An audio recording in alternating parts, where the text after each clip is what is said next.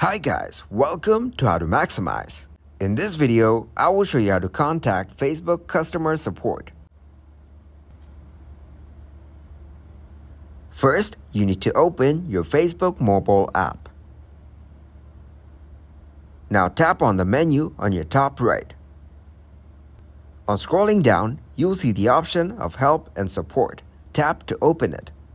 Now go to the Help Center. From here, you need to go to Business Help Center. This is a Meta Business Help Center. Here, you'll find guidelines about different topics. Now tap on the Facebook Help Center. Here in the Help Center, you'll find different options to access. And that's it. Thanks for watching, and please leave a like, subscribe, and share.